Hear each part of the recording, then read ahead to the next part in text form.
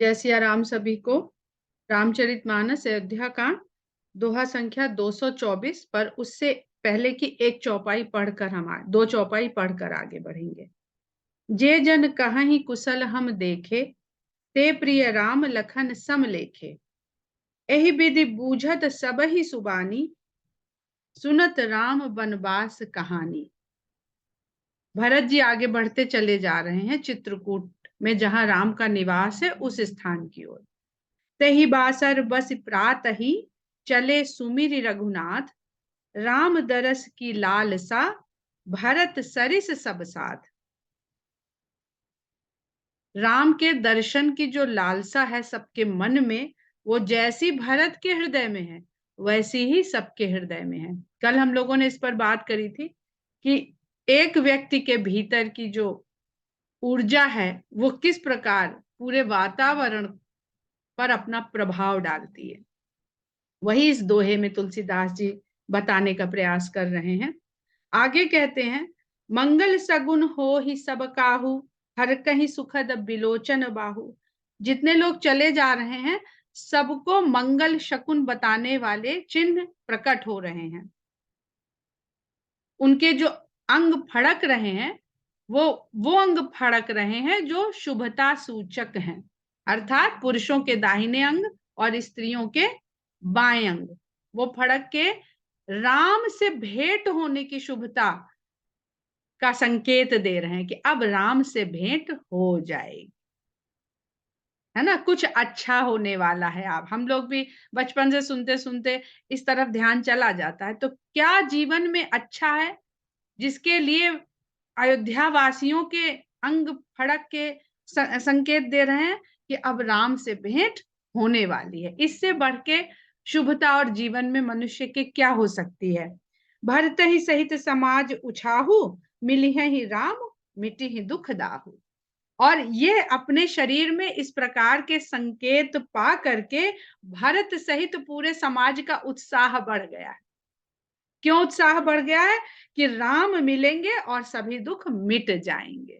तो दुख कैसे मिटते हैं जीवन में? मनुष्य के दुख तब खत्म होते हैं जब राम से उसका मिलन होता है। करत मनोरथ जस जिय जाके, जाहि सनेह सुरा सब छाके। अपने अपने मन में जिसके जी में जिस प्रकार का भाव आ रहा है राम से भेंट करने का, जिस प्रकार मनोरथ, मन के रथ पे सब सवार हैं। बहुत सुंदर चौपाई, एक एक चौपाई ऐसी बढ़िया है कि उसमें डूबने लगी है तो फिर उसमें उसी चौपाई में डूबे रहने का मन करता है। अपने अपने मन के रथ पे सब सवार है। सब रथों से बढ़ के मन रथ है। दशरथ 10 इंद्रियों के रथ है, जो ज्ञानेन्द्रियां और कर्मेंद्रियां हैं, पर मन इन सब इंद्रियों का स्वामी है। समझ रहे हैं बात को? मन सभी इंद्रियों का स्वामी है। तो अगर मन रथ पर राम का ध्यान लग गया, मन रथ राम की ओर उन्मुख हो गया, चल पड़ा, तो फिर ये 10 इंद्रियां उस मनुष्य का, उस जीव का कुछ बिगाड़ नहीं पाती हैं, उस पर कोई प्रभाव डाल नहीं पाती हैं। जाहि सनेह सुरा सब छाके। और ऐसा लग रहा है उन लोगों का जो शारीरिक भाव, जब मन रथ राम की ओर उन्मुख है तो शरीर का भाव कैसा दिख रहा है? जैसे स्नेह की सुरा पी के सब छके हुए हैं। स्नेह का जल नहीं, स्नेह की सुरा पी के सब छक गए हैं, तृप्त हैं बिल्कुल। शिथिल अंग पग मग डग डोलही, बिहबल बचन प्रेम बस बोलही। अब जब स्नेह रूपी सुरा से सब तृप्त हो गए हैं, छके हुए हैं पूरी तरह से, तो क्या हो रहा है? सुरा का प्रभाव क्या होता है? अंग शिथिल पड़ जाता है, जो तीव्रता होती है वो कम हो जाती है। तो ऐसे प्रेम की प्रगाढ़ता हो गई है, इतनी अधिकता हो गई है कि सबके अंग शिथिल हो गए। तो जब सुरापान किए हुए व्यक्ति के पग उसके कंट्रोल में नहीं पड़ते। ये भक्ति की बहुत उच्चतम अवस्था है। इस अवस्था को हम लोग अगर अपने निकट इतिहास में देखने का प्रयास करते हैं तो चैतन्य महाप्रभु के काल में चैतन्य महाप्रभु के भीतर शरीर में इस तरह की अवस्था हमें दिखाई देती है। कोई 500 550 वर्ष पहले चैतन्य महाप्रभु हुए हैं, तो वो उस तरह से शिथिल हो रहे हैं उनके अंग, और उनके पग इधर उधर पड़ रहे हैं मार्ग में। विहबल बचन प्रेम बस बोलहि, और इतने विह्वल हो गए हैं कि जो भी बोल रहे हैं प्रेम के वशीभूत होकर के विह्वल होकर बोल रहे हैं, बस प्रेम प्रेम ही निकल रहा है। कहते ना, मदिरा पान कर ले व्यक्ति तो उसके मुंह से क्या निकलता है उसका वश नहीं होता है, परंतु अगर वो प्रेम रस में, भगवान के प्रेम रस में डूबा हुआ है, उस सुरा का उसने पान किया हुआ है, तो जो कहते ना कि मदिरा पान करके जो व्यक्ति वास्तविक होता है वही उसके मुख से निकलने लगता है। क्यों? क्योंकि जैसे अंगों पर शिथिलता बढ़ती है, तो ऐसे इंद्रियों पर, बुद्धि पर भी उसकी शिथिलता बढ़ जाती है। तो जो नियंत्रण में रखता है व्यक्ति, वह नियंत्रण छूट जाता है। वो नियंत्रण छूट जाता है तो जो वास्तविक उसके भीतर भरा हुआ है वो निकलने लगता है। तो अगर भीतर प्रेम भरा है तो क्या निकलेगा? तो शिथिल होने से भी प्रेम ही निकलेगा।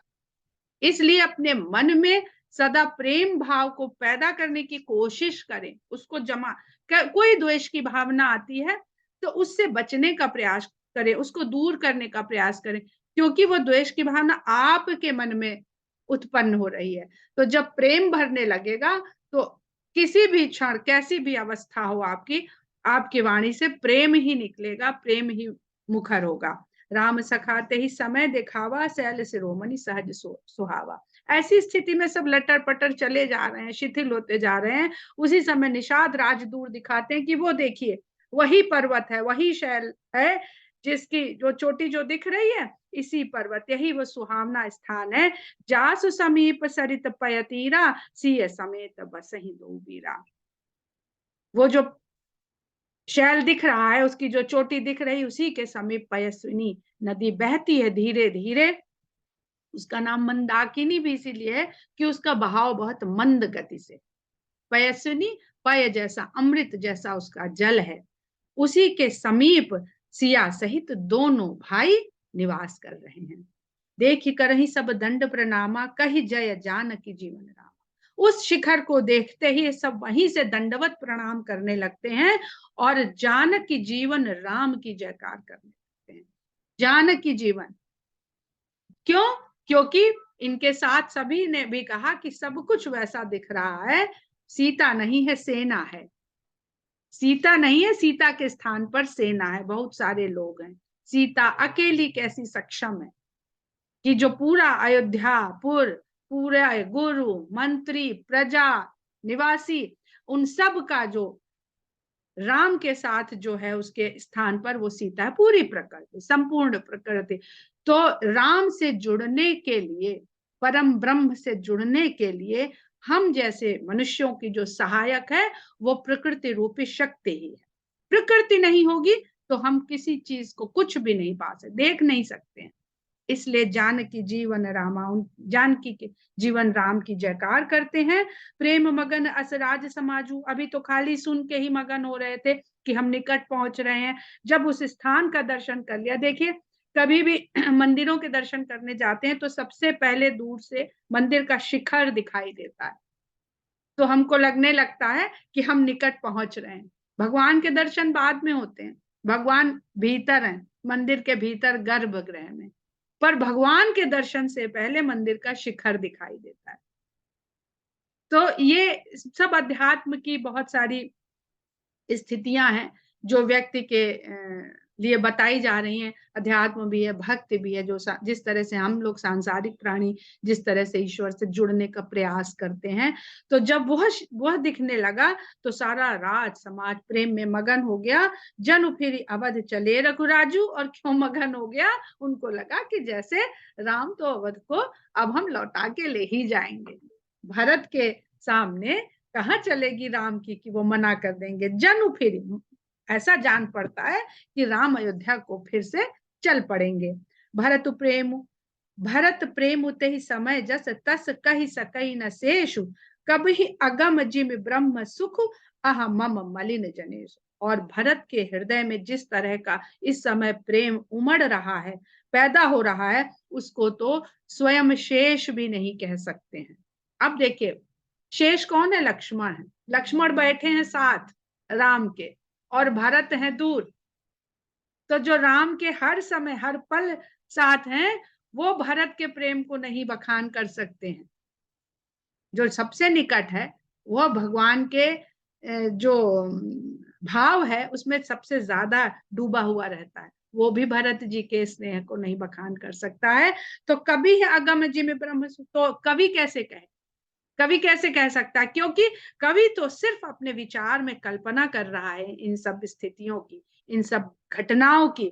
वो कैसे कह सकता है? क्योंकि ब्रह्म सुख का वर्णन कोई अहमम, जिसके भीतर अहमम, मेरे मम मेरा और अहम, जिसके भीतर अहम भाव है वह, और जो मम अह माने अहंकार और मम ममता मोह जो संसार जनित प्रेम है, तो जो ममता और अहंकार से भरा हुआ कवि है, मनुष्य है साधारण, जो कविता करने का प्रयास कर रहा है, वो कैसे भरत जी के हृदय के प्रेम को बखान कर सकता है?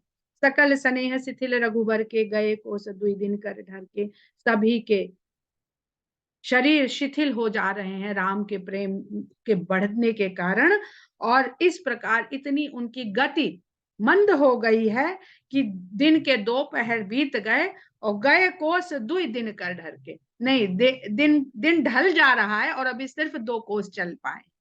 दिनकर ढर के, दिनकर अब अस्त होने वाले हैं और 2 कोस ही चल पाए हैं। जल थल देखी बसे निस बीते, कीन गवन रघुनाथ प्रीते। दिन ढल गया है, इस कारण जहां पर रहने लायक स्थान थोड़ा बहुत मिला कि यहाँ आराम कर सकते हैं, ऐसा स्थल है और पीने को जल भी है, तो रात बिताई वहीं पर रुक करके, और फिर रघुनाथ की प्रीति में भरे हुए प्रातः होते ही सब फिर से चल पड़े। उहाँ राम रजनी अवशेषा, जागे सी सपन अस देखा।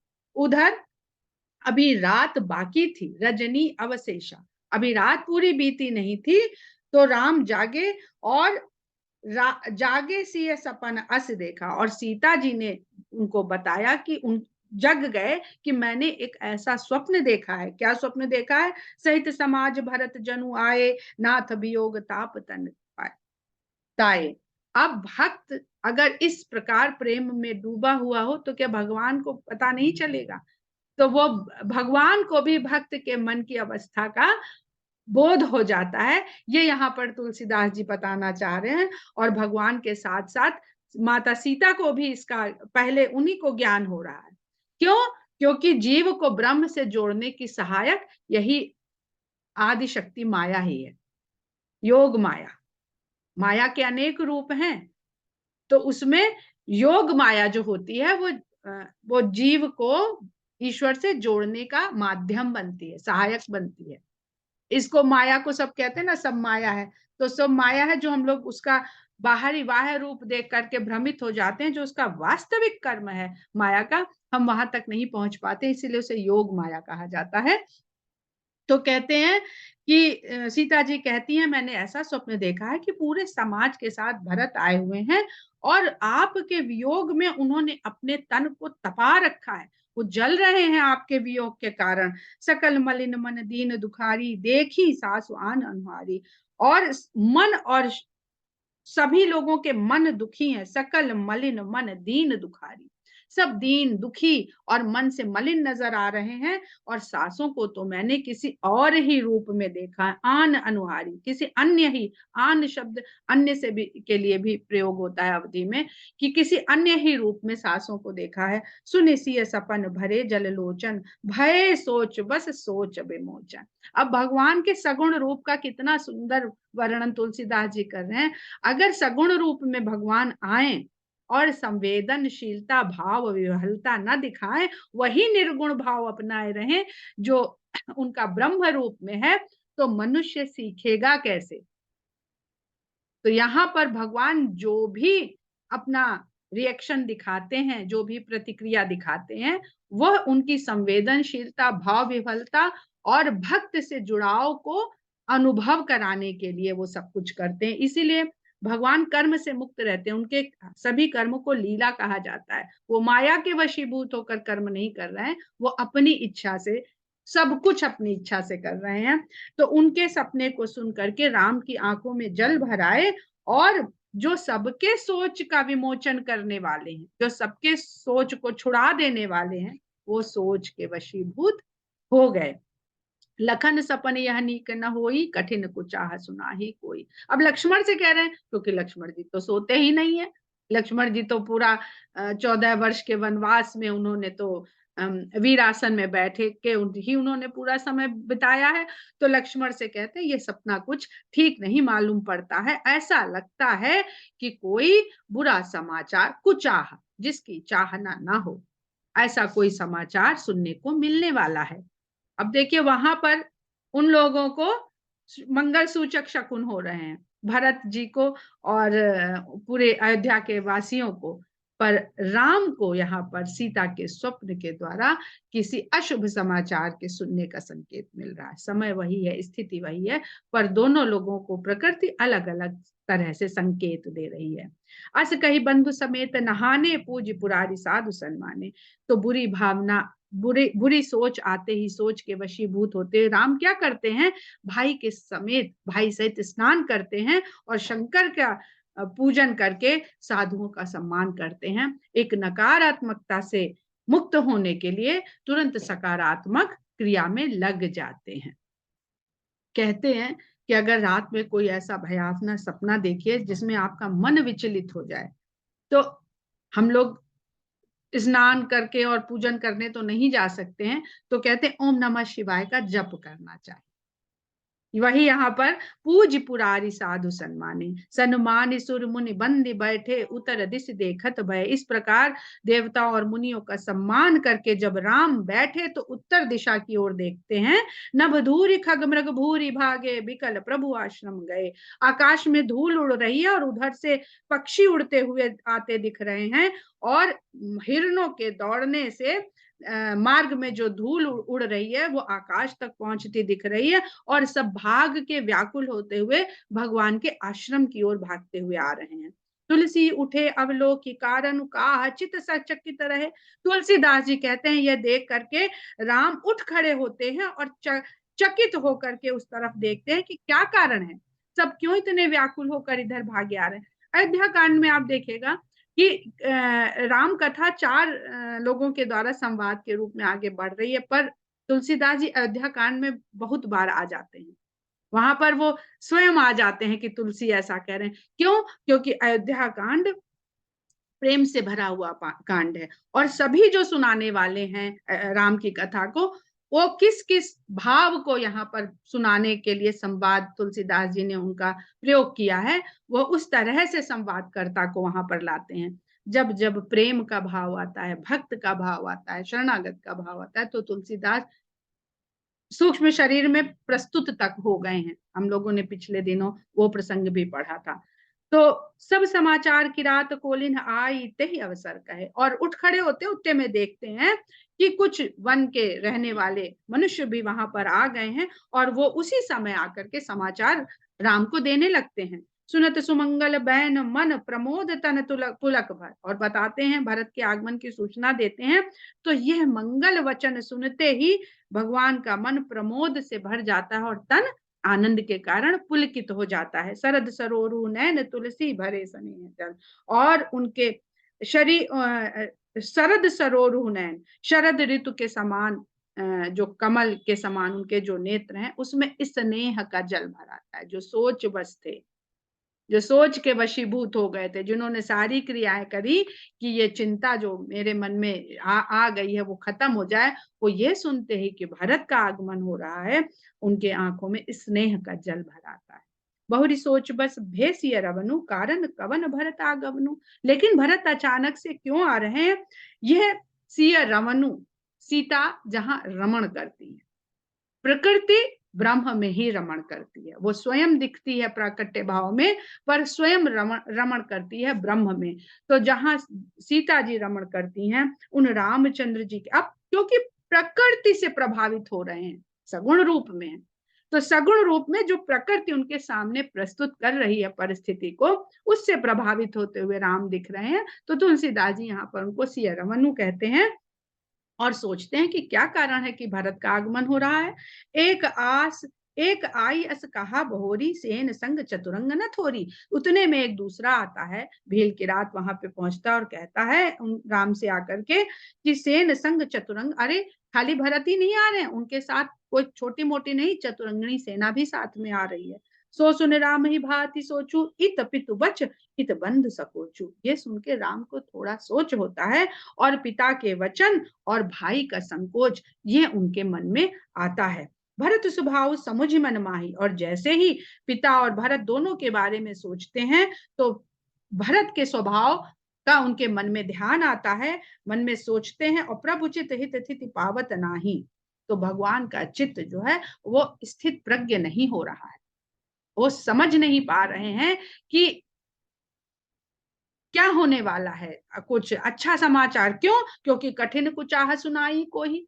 अभी अभी उनको ये भी संकेत मिला है कि कोई बुरा समाचार मिलने वाला है। तो कुछ समय भरत के आगमन का स्नेह तो मन में और तन में प्रकट हो रहा है, परंतु पिता क्या सुनते हुए और चतुरंगनी सेना आ रही है ये सोचते हुए सोचवश भी है। तो यहाँ पर जो मनुष्य की स्थिति संसार में होती है कि अक्सर वो बहुत सारे चीजों में इस तरह से फंस के सोचता है कि ये जो होने वाला है ये अच्छा है कि बुरा है, ये जो हम करने घड़ी घड़ी घड़ी घड़ी इस तरह की परिस्थिति में जीव अपने आप को ऐसे दोहरी स्थिति में पाता रहता है। समाधान तब भाई है जाने, भरत कहे महु साधु सयाने। लखन लखे प्रभु हृदय खबारू, कहत समय सम नीति विचारू। लेकिन जैसे ही भरत का स्वभाव और भरत का पूरा जो उनकी सोच है वो राम के ध्यान में आती है, तो सोचते हैं कि भरत तो बहुत समझदार सयाने और साधु स्वभाव वाले हैं, तो राम का मन स्थिर होता। परंतु लक्ष्मण जी तो उनके पास दूसरा काम ही नहीं है, सदा राम के चेहरे की ओर देखा करते हैं कि कब इनके क्या आवश्यकता है, उनके कहने से पहले हम पूरी कर दें। तो लक्ष्मण जी ये समझ ला जाते हैं कि मन में कुछ चल रहा है। तो नीति और समय का विचार करते हुए लक्ष्मण जी कहते, बिन पूछे कछु कहूं गोसाई, सेवक समय न ढीठ ढिठाई। अब लक्ष्मण जी को हम लोग जानते हैं कि उनके अंदर धीरज जरा कम है पहले प्रसंगों में, इसीलिए उनके चरित्र को समझाने के लिए बहुत सारे ऐसे प्रसंग हुए जहां पर वो उद्वेलित हो जाते हैं जल्दी से। तो कहते हैं कि कुछ बिना पूछे आपके मैं हे स्वामी, कुछ आपके बिना पूछे मैं कहना चाहता हूँ। सेवक उस समय न ढीठ, मैं धृष्टता तो कर रहा हूँ पर सेवक हूँ और आपके बारे में सोचते रहना यही मेरा धर्म है। तो ये समय देखते हुए मैं बिना कहे रुक नहीं पा रहा हूँ। तुम सर्वज्ञ शिरोमणि स्वामी, आपन समझ कहूँ अनुगामी। वैसे तो आप सर्वज्ञों में शिरोमणि हैं, परंतु मैं अपनी समझ के अनुसार आपसे कुछ कहना, आपन समझ कहूँ अनुगामी, मैं आपका अनुगमन करता हूँ। तो अपनी समझ से मैं कुछ कहना चाहता हूँ। नाथ सुहृद सुठ सरल चित, सील स्नेह निधान, सब पर प्रीति प्रतीत जी, जिय जानी आप समान। नाथ सुहृद सुठ सरल चित, हे नाथ आप अच्छे हृदय वाले, सरल चित्त वाले, शील संकोच स्नेह से भरे हुए हैं, और आपकी जो प्रीति है वो सब पर एक समान, सब एक समान आप सबको प्रेम करते हैं। जानी आप समान, इसीलिए आप सबको भी अपने समान ही मानते हैं, क्योंकि आप सबको प्रेम कर रहे हैं तो आपको लगता है कि सब सबसे प्रेम करते हैं, कोई किसी से क्यों कोई द्वेष रखता होगा। विषयी जीव पाई प्रभुताई, मोह बस होई जनाई, भरत नीति रत साध सुजाना, प्रभु पद प्रेम सकल जग जाना। परंतु जो विषय में लिप्त जो मूर्ख जीव है, ये प्रभुता को पा करके मोह के वशीभूत हो जाता है और भटक जाता है। उसकी जो सारी बुद्धि चित्त सरलता सहजता प्रेम है ये उसको छोड़ देती है। विषयी जीव पाई प्रभुताई, विषय में लिप्त जीव जब प्रभुता को पाता है तो मूढ़ मोह बस, मोह के वशीभूत हो करके उसका जो असली स्वरूप होता है वह जना देता है, प्रकट कर देता है। भरत नीति रत साधु सुजाना, भरत बहुत नीति के जाने वाले सज्जन है, ज्ञानी है, साधु पुरुष है, प्रभु पद प्रेम प्रभु के चरणों में उनका प्रेम भी है, सकल जग जाना, ये सारा संसार जानता है। तेऊ आज राम पद पाई, चले धर्म मर्याद मिटाई। वो भी आज आपका पद पा करके मर्यादा और धर्म को मिटाकर चल पड़े हैं। और यहाँ पर ये चौपाई खाली भरत जी के लिए कहती हुई देख पड़ रही है, पर लक्ष्मण जी यहाँ पर बहुत गहरी बात भी बताना चाहते हैं कि कई बार जब जीव को, यहाँ प्रभुता राजपद भी है, राजमद भी है, और जो ज्ञान का मद हो जाता है वो भी है, भक्ति का मद हो जाता है वो भी है। तो उसमें भी जब जीव पड़ जाता है, क्योंकि वो विषयों में आसक्ति होती है जीव की, वो विषयों से मुक्त होने के लिए नहीं कुछ कर रहा होता, उसका कोई ना कोई मन में उसके ऐसी कोई लालसा चलती रहती है। तो ऐसे जीव जो होते हैं राम पद पाई, जो अहम ब्रह्मास्मि, जब इस स्थिति तक पहुंच जाते हैं तो उनके अंदर भी अहंकार हो जाता है, वो भी बहुत बड़ा बड़ा स्वामी ईश्वर की तरह बिहेव करने लगते हैं। ऐसा ही तो कह रहे थे, वो आज राम पद पाई, आपका पद मिल गया, राजपद नहीं कह रहे हैं, नहीं तो तुलसीदास जी लिखते थे वो आज राजपद पाई, राजपद नहीं लिख रहे हैं, राम पद लिख रहे हैं, अर्थात ब्रह्म के पद को प्राप्त कर लेता है जब मनुष्य अपनी साधुता, अपनी सज्जनता, अपनी बुद्धि ज्ञान संगत सब के द्वारा तो उसको मद हो जाता है और धर्म की मर्यादा वो छोड़ देता है। कुटिल कुबंध को अवसर ताकि, जानी राम बनवास एकाकी। तो इसलिए अब उनके हृदय की जो कुटिलता है, कैकेयी के पुत्र हैं, जिसने भी देखा रास्ते में सब यही कह रहे हैं कि पहला इंप्रेशन सबका ही आता है कि कैकेयी का पुत्र का तो यही प्रतिक्रिया होनी ही चाहिए, भाई उसके अंदर दुष्टता तो कुटिलता तो होनी ही चाहिए। तो कहते हैं अब वह कुटिल बुरे भाई के रूप में प्रकट हो रहे हैं, और ये समय वो अवसर जान करके कि आप वनवास में अकेले हैं, ये समझ करके करी कुमंत्र मन साज समाजू, आए करे अकंटक राजू। ये बुरी मंत्रणा कर करके और पूरा साज समाज सेना सिपाही सब ले करके यहाँ वन में आ रहे हैं, ताकि आपको अकेला वन में पाके निस्सहाय पा करके अकंटक राज अपना कर लें। अब ये नहीं जानते हैं कि अगर कैकेयी को यही करवाना होता, निष्कंटक राज भरत को करवाना होता, तो वो 14 वर्ष का वनवास क्यों मांगती, वो कह देती सदा के लिए राम को वनवासी कर दो, यहाँ से निकाल दो बाहर। तो बहुत सुंदर, जैसे हम लोगों ने देखा था, जैसे निषाद राज को मोह हो रहा था कि हम राम की रक्षा करेंगे, वैसे ही लक्ष्मण जी को मोह हो रहा है, जबकि वो राम के समीप हैं, तब भी मोह के वशीभूत हो रहे हैं। ये भक्त का मोह होता है, जब भक्त अपने आप को भगवान से बड़ा समझने लगता है। ऐसा ही हम लोग आजकल देखते हैं कि सब राम की रक्षा करने में जुटे हुए हैं कि हमको राम को बचाना है, संस्कृति को बचाना है, हमें राम को नहीं बचाना है। राम हम सबको बचाएंगे, हम राम को क्या बचाएंगे। तो ये देखते हैं हम आज कलयुग में आज की जो स्थिति है उसमें भी किस तरह से ये बातें बिल्कुल स्पष्ट होती हैं। कोटि प्रकार कलप कुटिलाई, आए दल बटोरी दो भाई, उन्होंने बहुत करोड़ों कुटिल चालें मन में चली होंगी, और इसीलिए दल बल बटोर करके दोनों भाई आ गए हैं। जो जी होती ना, देखिए भरत और शत्रुघ्न दरअसल राम और लक्ष्मण का प्रतिबिंब ही है। इसको विचार करिएगा तो सारी बातें स्पष्ट हो जाएंगी कि किस प्रकार से जीव और ब्रह्म का प्रतिबिंब दिखा करके हमको अध्यात्म की एक उच्च अवस्था को बताने का प्रयास किया जा रहा है। जो जी होती न कपट कुचाली, कही सोहाती रथ बाज गजाली। अगर मन में कपट ना होता तो ये रथ गाजे बाजे हाथी घोड़े ये सब कहीं लेकर के इनको सुहाता, अच्छा लगता। भरत ही दोष देई को जाए, जग बौराई राजपद पाए। अब राजपद कह रहे कि इसमें भरत को दोष क्या दिया जाए, संसार तो राजपद को पाके बौरा ही जाता है। सस गुरती गामी न कुछ चढ़े भूमि सुरजान, लोक बेदते विमुख भा अधम न बेन समान। जैसे चंद्रमा जब राजपद को प्राप्त होता है तो गुरु पत्नी गामी हो जाता है। राजा नहुष ब्राह्मणों की पाल, ये बहुत थोड़े उदाहरण दिए हैं तुलसीदास जी ने, पर उनकी कथाएं नहीं कही हैं क्योंकि यह रामचरितमानस है।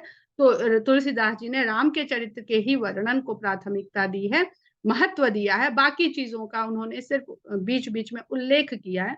अगर आप लोग उसका डिटेल जानना चाहते हैं तो अपने से प्रयास करिए, पुस्तकें ढूंढिए, ग्रंथ ढूंढिए और उसमें से इन कथाओं को प्राप्त कर सकते हैं। गूगल पे ना ढूंढिए, ये मेरी प्रार्थना है।